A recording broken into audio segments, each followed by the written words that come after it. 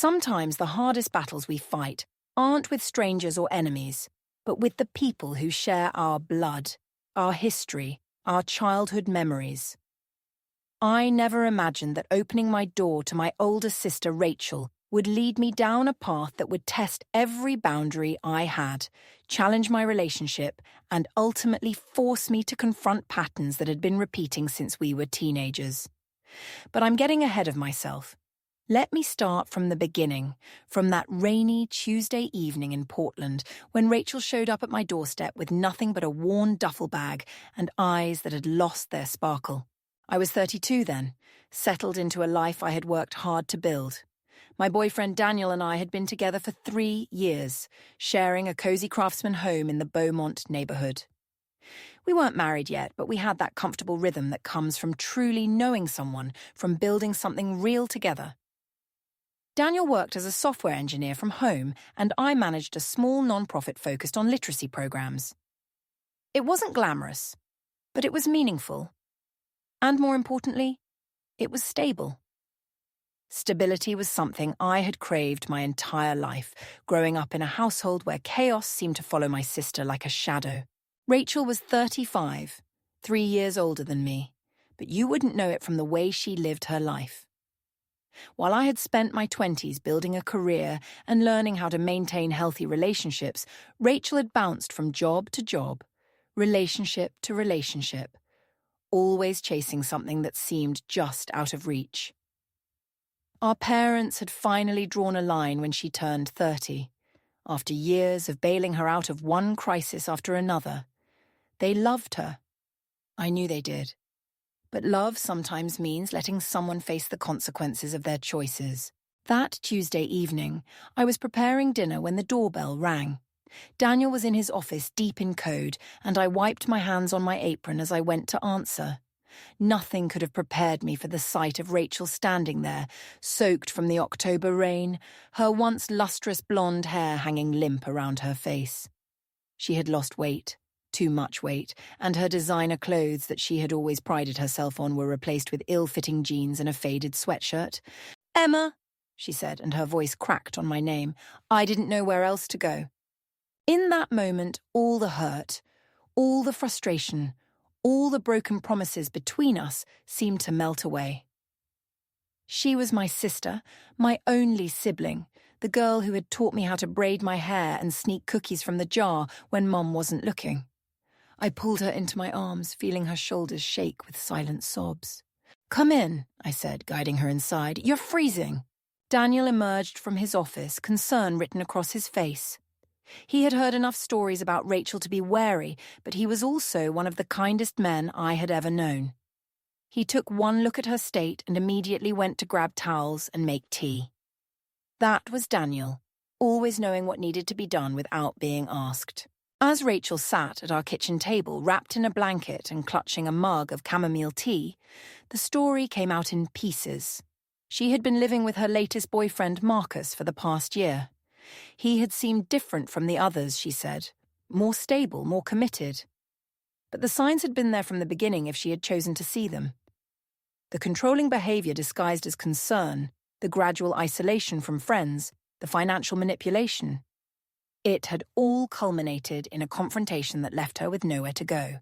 "I know I've made mistakes," she said, and for the first time in years I heard genuine humility in her voice. "I know Mum and Dad won't help me anymore. I've burned so many bridges, Em. You're all I have left." I exchanged a glance with Daniel. We had talked about this possibility before, what we would do if Rachel showed up needing help.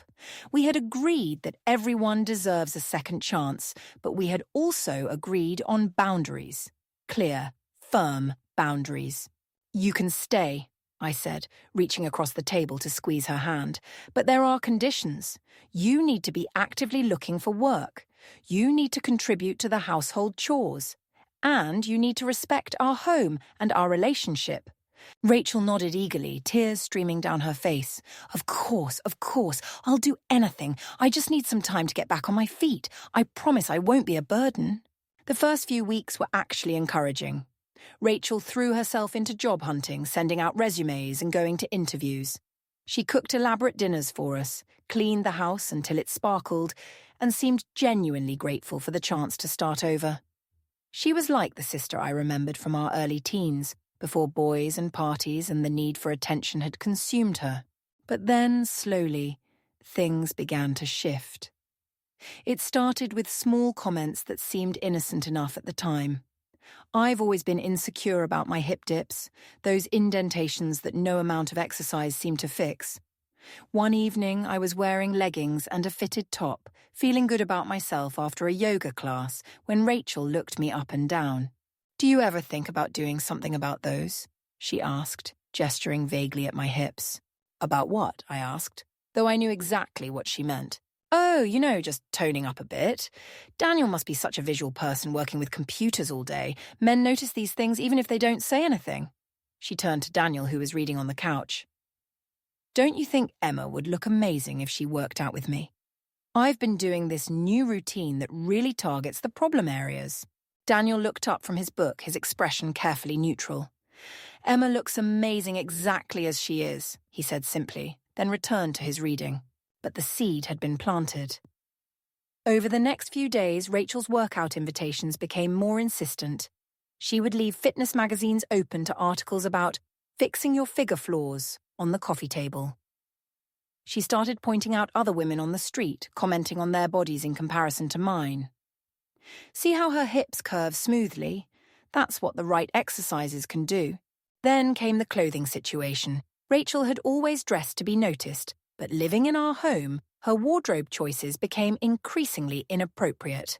She would emerge from her room in shorts so short they barely covered anything, paired with crop tops that left little to the imagination. At first, she claimed it was about comfort. "I've always run hot," she said when I gently suggested she might want to put on more clothes. "You know that, Em. Remember how I used to sleep with the window open even in winter?" But it became clear her clothing choices had nothing to do with temperature when I noticed the pattern.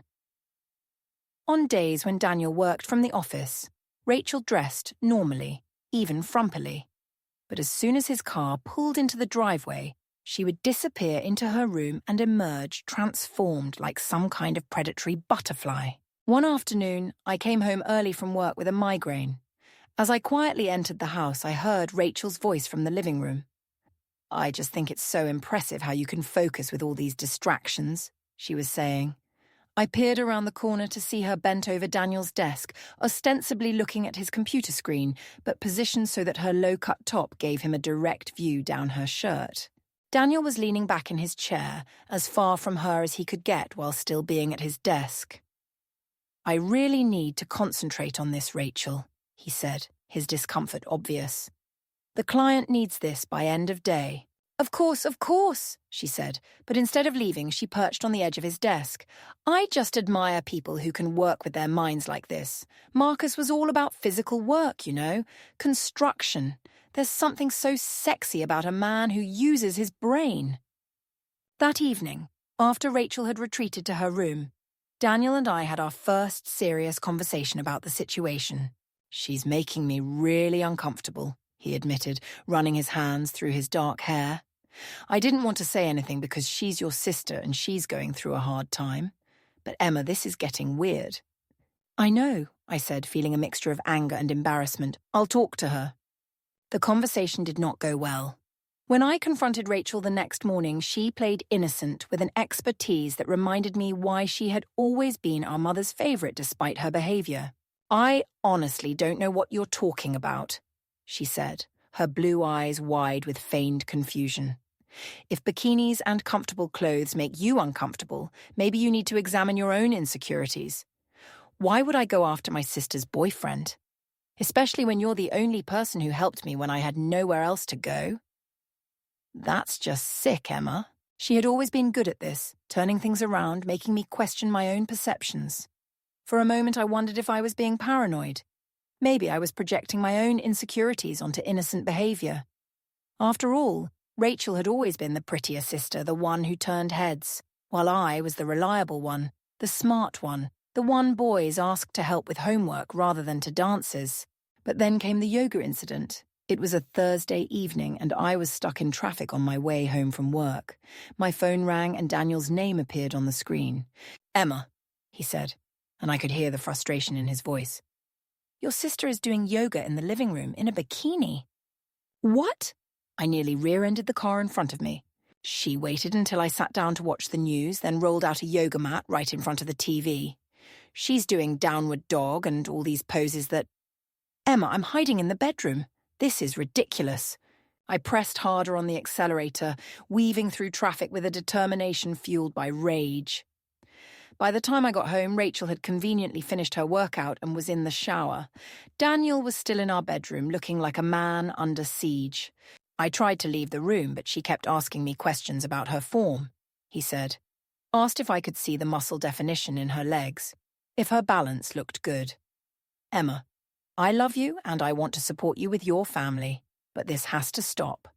That night, I lay awake thinking about patterns. When we were teenagers, Rachel had always shown an unusual interest in any boy I liked. At first, I thought it was normal sister behavior, wanting to be included, wanting to share experiences.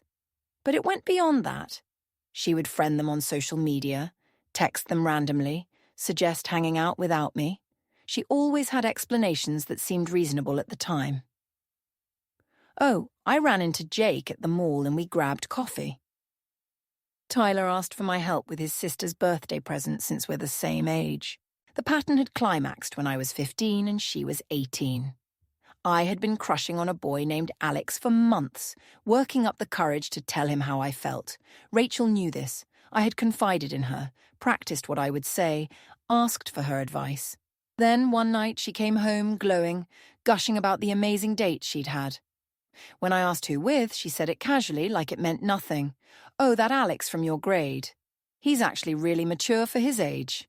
When I confronted her, devastated, she claimed she had no idea I liked him. Everyone knew I had protested. It was obvious to everyone except apparently my own sister. But then, she delivered the killing blow. Besides, we already hooked up, so it's too late now anyway. Now, nearly 2 decades later, the pattern was repeating itself. But this time, the stakes were so much higher. This wasn't a teenage crush. This was the man I wanted to spend my life with, the relationship I had built carefully and lovingly over 3 years. The bikini yoga became a regular occurrence. Then came the towel incidents. Rachel developed a sudden inability to remember to bring clothes into the bathroom when she showered. She would emerge wrapped in the smallest towel she could find, then make her way to the laundry room, which required passing through the living room where Daniel worked. "Oh," she would exclaim, as if surprised to find him there despite the fact that he worked from home every single day. "I'm so sorry, I forgot you were here. I just need to grab something from the laundry. Can you help me reach the detergent on the top shelf? I'm just too short."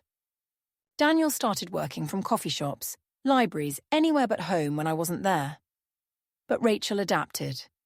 She would text him questions about the house, about the Wi-Fi password she already knew, about whether he wanted anything from the grocery store. When he didn't respond, she would claim there were emergencies. The sink was leaking, it wasn't. She smelled gas, she didn't. She heard strange noises outside and was scared. In the middle of the day in our safe neighborhood. One evening, about 2 months after Rachel had moved in, we were having a movie night. It had become rare for Daniel and I to have any time alone together in our own home, so we treasured these moments. We were cuddled on the couch, watching a documentary about ocean conservation when Rachel appeared. She was wearing a silk robe that clung to every curve, and her hair was styled like she was going to a gala rather than to bed. "What are you two up to?" she asked, though it was obvious. "Just watching a documentary," I said, hoping she would take the hint and leave. Instead, she squeezed herself onto the couch on Daniel's other side, despite there being plenty of room next to me. "I love the ocean," she said. "It's so vast and mysterious. Kind of like relationships, don't you think? You never really know what's beneath the surface." She was pressed against Daniel's side, and I watched him try to shift away without being obvious about it. But Rachel just moved with him, maintaining the contact. "Feel how soft this robe is," she said suddenly, taking Daniel's hand and placing it on her knee. "It's real silk. Marcus bought it for me in Paris. Back when things were good between us. Daniel yanked his hand back like he'd been burned. "I need some water," he said, practically fleeing to the kitchen. "I'll come with you," I said, standing to follow him, but Rachel grabbed my wrist. "Emma, wait," she said, her voice suddenly serious. "I need to talk to you about something." I sat back down, wary. "What is it? I'm worried about you," she said, her face a mask of concern. "You're letting yourself go a bit. I mean, when was the last time you wore something other than work clothes or sweatpants? When did you last do your makeup? I see how Daniel looks at other women sometimes, and I don't want you to lose him because you got comfortable." The audacity of it took my breath away. Here she was, practically throwing herself at my boyfriend, and she was trying to make me think he was the one looking elsewhere. "The only woman Daniel is uncomfortable around is you," I said coldly, "and we both know why." Her face crumpled and the tears came fast. "I can't believe you would say that to me," she sobbed. "After everything I've been through. I'm just trying to help you, and you attack me like this. Maybe I should just leave. Maybe I should just go back to Marcus. At least he wanted me around." It was emotional manipulation at its finest, and despite recognizing it, I still felt that familiar guilt creeping in. This was what Rachel did. She pushed and pushed until you snapped, then played the victim so convincingly that you ended up apologizing to her. But I was done playing this game. "Don't threaten me with Marcus," I said. "We both know you're not going back there. And this act, this innocent, helpful sister routine? I've seen it before, Rachel. I was 15 years old, crying in my room because you accidentally started dating my crush. I watched you do it with every guy I showed interest in throughout high school, but we're not teenagers anymore, and I'm not falling for it." The tears stopped as suddenly as they had started. Rachel stared at me, and for a moment I saw something cold in her eyes. Something that made me understand that this wasn't about attraction to Daniel at all. This was about power, about proving that she could take what was mine, that she was still the pretty one, the desirable one, the one who could have any man she wanted. "You always were too sensitive," she said, standing and adjusting her robe.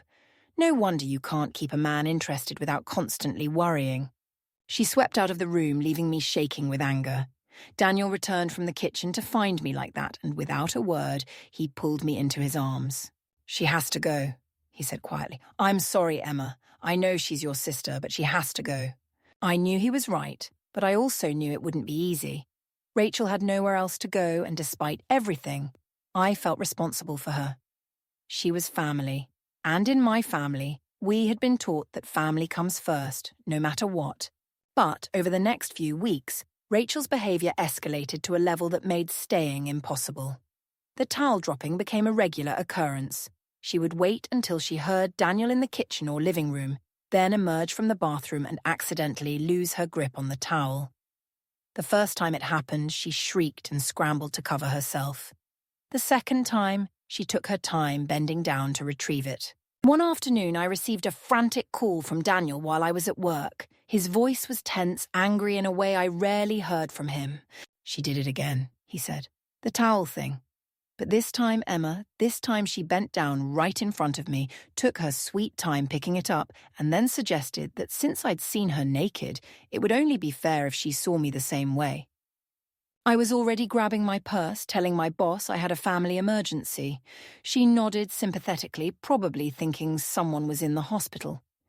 In a way, someone was about to be if I didn't get home and get Rachel out of my house immediately. As I drove, Daniel stayed on the phone with me.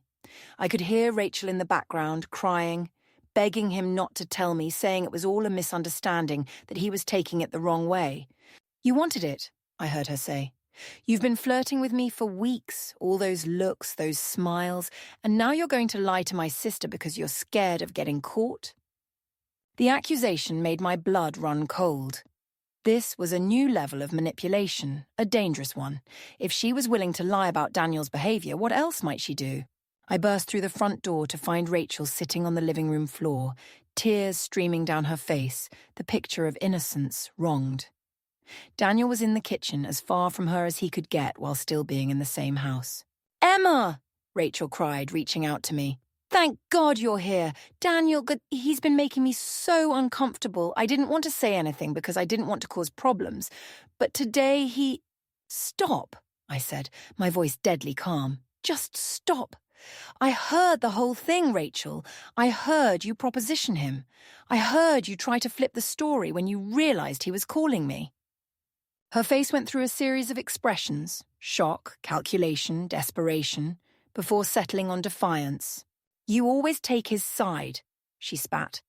"Just like you always took Mom and Dad's side. Poor little Emma. So perfect, so good, never causing any trouble. Do you know what it was like growing up as your sister? Constantly compared to you? Why can't you be more like Emma?" Emma would never do that. Emma's so responsible, so mature. "So you decided to punish me by trying to seduce every guy I ever cared about?" I shot back. "That's your solution to childhood resentment? Destroy my relationships?" "I'm not trying to destroy anything," she screamed. "Maybe if you were enough for him, he wouldn't be tempted by me. Maybe the problem isn't me, Emma. Maybe it's you." That was it. That was the moment I felt something inside me finally break free from the guilt, the obligation, the misplaced loyalty that had kept me tied to her toxic patterns for so long. "Get out," I said quietly. "Pack your things and get out of my house, now." "You can't kick me out," she cried. "I have nowhere to go. I'll end up on the streets." "That's not my problem anymore," I said, and I meant it. "You've had 2 months to find a job, to save money, to figure out your next move. Instead, you spent that time trying to destroy my relationship. You made your choice." "I'll die out there," she wailed. "Is that what you want? Your sister's death on your conscience?" Daniel stepped out of the kitchen then, his phone in his hand. "I've called a women's shelter," he said calmly. "They have a bed available. They offer job training, counseling, and temporary housing for up to 6 months. The address is already in your phone's GPS from when I sent it to you last week when you asked about resources." I looked at him in surprise. He shrugged. "I had a feeling we might need a backup plan." Rachel's tears dried up instantly. She looked between us, her face hardening. "Fine," she said, "but don't come crying to me when he cheats on you. Men like him, they need excitement, challenge. You're boring, Emma. You've always been boring. Safe. Predictable. He'll get tired of it eventually." She stormed off to pack, slamming the door so hard that a picture fell off the wall. I stood there shaking until Daniel wrapped his arms around me. "She's wrong," he murmured into my hair. "Everything she said is wrong. You're not boring. You're stable. You're trustworthy. You're the woman I want to build a life with, not play games with." It took Rachel 3 hours to pack her things, 3 hours of slamming drawers, muttering under her breath and making as much noise as possible. When she finally emerged with her bags, she looked smaller somehow, diminished. "This is a mistake, Ray," she said at the door. "Family is supposed to stick together, but you chose him over me. Just remember that when you're alone and you need someone, remember that you threw away your own sister for a man." "I didn't throw you away," I said quietly. "You threw yourself away, one manipulation at a time. I hope you get help, Rachel, I really do, but you can't get it here." She left without another word, and the silence that followed her departure was like a blessing. Daniel and I stood in our doorway watching her taxi disappear around the corner, and I felt like I could breathe properly for the first time in months. The peace lasted exactly 2 weeks. Then the calls started. First from blocked numbers that I didn't answer. Then from various phone numbers she must have been borrowing. The messages were all variations on the same theme. She was sorry. She had changed. She needed family. Couldn't I give her one more chance? I didn't respond to any of them. Daniel and I had decided together that no contact was the only way forward.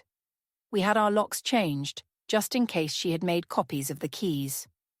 We put up security cameras. We took precautions that felt extreme but necessary. Then one evening my phone rang from yet another unknown number. Against my better judgment, perhaps because I was tired and my defenses were down, I answered. "Emma?" Rachel's voice was different, desperate. "Please don't hang up, please." "What do you want, Rachel?" I asked, already regretting answering. "I'm sorry," she said, and she sounded it. I'm so sorry. I've been in therapy at the shelter. I'm starting to understand. I'm starting to see what I've been doing, how I've been hurting people, hurting you. I wanted to believe her. Despite everything, part of me wanted to believe that people could change, that my sister could become someone different. That's good, I said carefully. I'm glad you're getting help. Can I come back? She asked. And there it was. Just for a little while? The shelter it's hard, Emma. There are people there with real problems, drug addicts and criminals. I don't belong there. Your problems are real too, I said. And no, you can't come back. That door is closed, Rachel. Her remorse evaporated instantly. I should have known, she snarled. You never really cared about me. This was always going to happen, wasn't it? You were just waiting for an excuse to throw me away like Mom and Dad did. Mom and Dad didn't throw you away, I said tiredly. They set boundaries after years of you crossing them, just like I'm doing now. Boundaries, she scoffed. That's just another word for abandonment. You know what? I haven't eaten in 3 days. The shelter food is disgusting and I don't have money for anything else. I'm your sister, your blood, and you're letting me starve. The shelter provides 3 meals a day, I said. If you're not eating, that's your choice. You don't understand, she cried. You've never understood. Everything has always been so easy for you. You with your perfect little life, your boring job, your vanilla boyfriend. You don't know what it's like to struggle, to have people judge you, to never be good enough. Look at how you're living and look at how I'm living. I'm 35 years old and I'm in a homeless shelter while my little sister lives in a nice house with a man who probably makes 6 figures. Daniel's salary is none of your business, I said. And my life isn't perfect. It's just stable because I worked for it. Every good thing in my life I built through choices and effort and learning from my mistakes. Mistakes, she laughed bitterly. You want to know what a mistake is. A mistake is being born the wrong daughter. A mistake is not being the golden child who got straight A's and never caused trouble. A mistake is thinking your own sister would love you enough to forgive you, to help you when no one else would. I did help you, I reminded her. I gave you a place to live, food, support, and you repaid that by trying to seduce my boyfriend and destroy my relationship. I was testing him, she shouted. I was making sure he was good enough for you. If he had given in, it would have proved he wasn't worthy of you. I was protecting you. The delusion of it, the complete rewriting of reality, was breathtaking. This was who Rachel was at her core, someone who could convince herself that her worst actions were actually noble, that her betrayals were acts of love. Don't call me again, I said. Emma, wait. I hung up. Then I blocked the number. Then I sat on my couch and cried, not just for the sister I had lost, but for the sister I had never really had. The sister I had imagined Rachel could be if she just tried, if she just got help, if she just changed. But people don't change unless they want to, and Rachel didn't want to change. She wanted the world to change for her. Daniel found me there, curled up with tears streaming down my face. He didn't ask what had happened. He knew. He just held me while I grieved the relationship that had never been what I needed it to be. In the months that followed, I heard about Rachel through the family grapevine. She had left the shelter after a week, claiming the rules were too strict. She had convinced some old friends to take her in, then burned those bridges too when she started flirting with one of their husbands. She moved in with a new boyfriend she met online, and the cycle began again. Our parents called occasionally, careful not to bring up Rachel unless I did first. They had learned their lesson about enabling her, but I could hear the pain in their voices. No parent wants to give up on their child, but sometimes protecting yourself means letting go of someone you love. She made her choices, my mother said during one call. We all did the best we could, but you can't save someone who doesn't want to be saved. It's been a year now since I kicked Rachel out. Daniel and I got engaged last month, in the same living room where Rachel had tried so hard to come between us. We're planning a small wedding, family and close friends only. I've made peace with the fact that my sister won't be there. Some relationships are too broken to fix, too toxic to maintain, no matter how much DNA you share. I still think about her sometimes, especially when I see sisters out together, laughing over coffee or shopping for clothes. I wonder what our relationship could have been like if things had been different. If she had been different, if I had been different, but then I remember that I can't live in the world of what if. I can only live in the world that is. In this world, I chose my own well-being over family obligation. I chose a healthy relationship over a toxic one. I chose to break the cycle rather than perpetuate it. And while those choices came with grief and guilt and second-guessing, they also came with peace. The last I heard, Rachel was living in Arizona with another new boyfriend working as a bartender, posting filtered photos on social media that made her life look glamorous and carefree. Maybe she's happy. Maybe she's found what she was looking for. Or maybe she's still running from herself, still believing that the next man, the next city, the next fresh start will finally be the one that fixes everything. I've stopped checking her social media. I've stopped wondering if I should have done things differently. I've stopped feeling responsible for her choices. Because the truth is, we all have our own paths to walk. Rachel chose hers, and I chose mine. And while our paths ran parallel for a while, close enough to cause collision and chaos, they've finally diverged for good. Sometimes love means holding on tight. Sometimes it means letting go.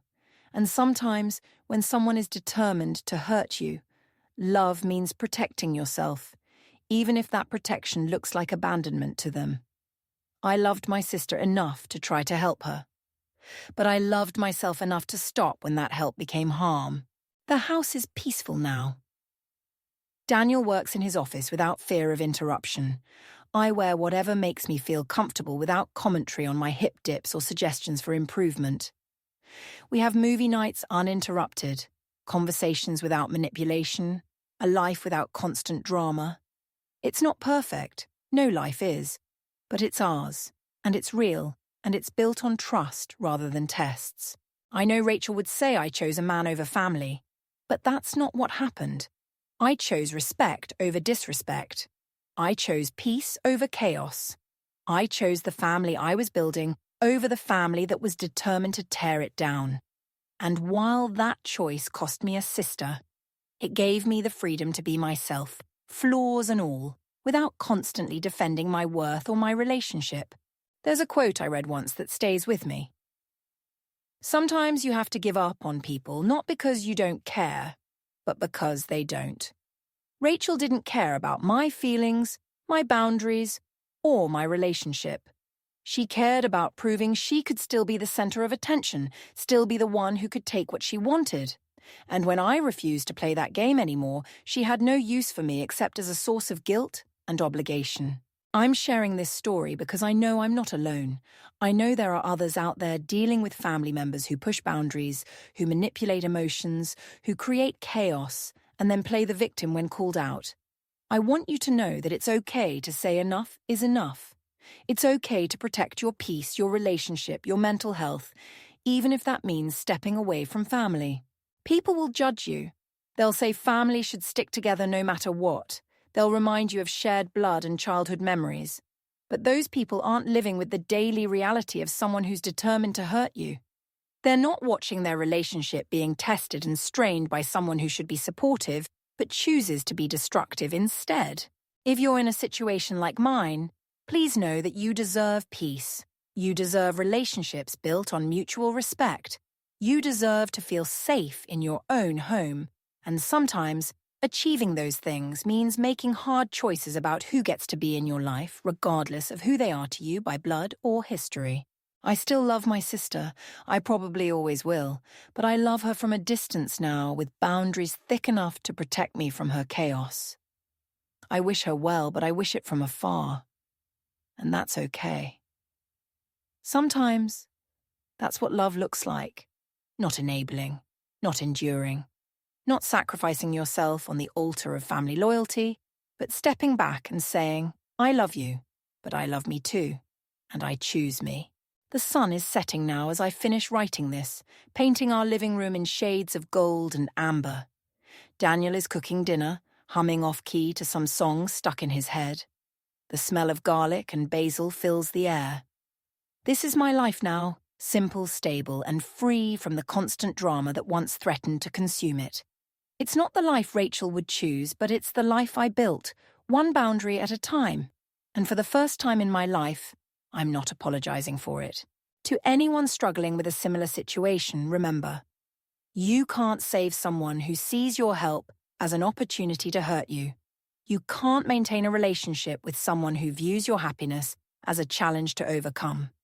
And you can't build a peaceful life while someone is actively trying to burn it down, regardless of whether that someone shares your DNA. Family is important, but so are you. And sometimes the most loving thing you can do for them and for yourself is to love them from a distance that keeps you both safe from the patterns that hurt. My sister taught me many things over the years, but perhaps the most important lesson was this. When someone shows you who they are, believe them. And when who they are is someone who will hurt you without remorse, love yourself enough to walk away. That's my story. It's not a fairy tale with a happy ending where everyone reconciles and learns to get along. It's a real story about real choices and real consequences. But it's also a story about freedom, about choosing the life you want over the life others expect you to endure. And in that choice, in that freedom, I found my own version of happily ever after. Not perfect, but peaceful. Not without loss, but without toxicity. And that, I've learned, is more than enough.